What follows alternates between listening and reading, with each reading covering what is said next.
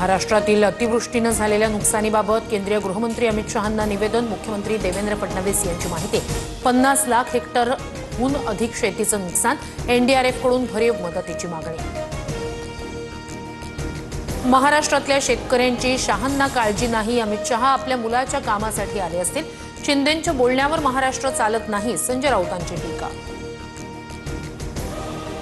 नुकसानग्रस्तांना 5,000 रुपये आणि 35 किलो धान्य वाटपास सुरुवात। उपमुख्यमंत्री अजित पवारांची माहिती। प्रशासनाकडून पंचनामे सुरू असतानाच तातडीची मदत देणं सुरू।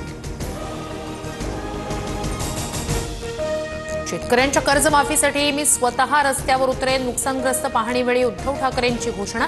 हेक्टरी 50,000ची मदत करा। पीएम केअर फंडातून शेतकऱ्यांची कर्जमुक्ती करा, ठाकरेंची मागणी। धाराशिवमध्ये पाहणीवेळी ओमराजे तलाठ्यावर भडकले। खरडून गेलेल्या जमिनीच्या पंचनाम्यानंतर 3 वर्ष मोबदला नाही असं शेतकऱ्यांना सांगितल्यानं संतापले। जिल्हाधिकाऱ्यांना फोन करून वॉर्निंग देण्याचे आदेश।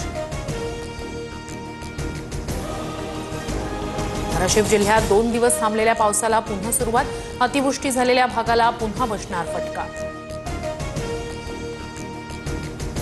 पुढील 4 ते 5 दिवस राज्यात पावसाची शक्यता। दक्षिण मराठवाडा आणि मध्य महाराष्ट्रासह घाट परिसरात नद्यांना पूर येण्याची शक्यता। सोलापूर दौऱ्यावर असणाऱ्या मंत्री भरत गोगावलेंचा ताफा शेतकऱ्यांनी रोखला। हेक्टरी 50,000 मदत जाहीर करण्याची मागणी। लवकरच मदत जाहीर करण्याच्या आश्वासनानंतर शेतकऱ्यांनी गोगावलेंचा ताफा सोडला।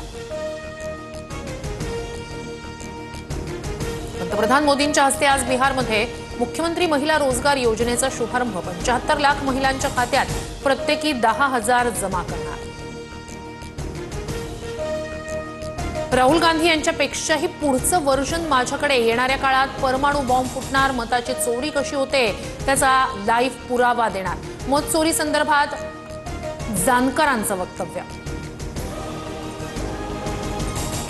मध्य रेल्वेवर उद्या मध्यरात्री विशेष ब्लॉक। भायखळा आणि सायन्स स्थानकावर फुट ओव्हर ब्रिजचे गर्डर बसवले जाणार। मुंबई महानगरातील विकास कामांना 954 कोटींचा बूस्टर। राज्य सरकारकडून एमएमआरडीएला अतिरिक्त मुद्रांक शुल्कामुळे मोठा दिलासा। मुंबईतील प्रकल्पांना चालना देण्यावर सरकारचा भर। मुंबई ठाण्यातील मेट्रो प्रकल्पांसाठी 462 कोटींचं अर्थसहाय्य।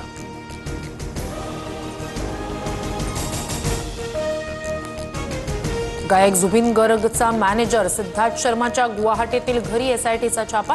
मृत्यू प्रकरणात निष्काळजीपणा केल्याचा आरोप। जवळपास 1 तास एसआयटीकडून घराची झाडाझडती। ऐन दिवाळीत लालपरीत थांबण्याची शक्यता। प्रलंबित मागण्यांसाठी 13 ऑक्टोबरपासून एसटी कर्मचाऱ्यांचा आंदोलनाचा इशारा।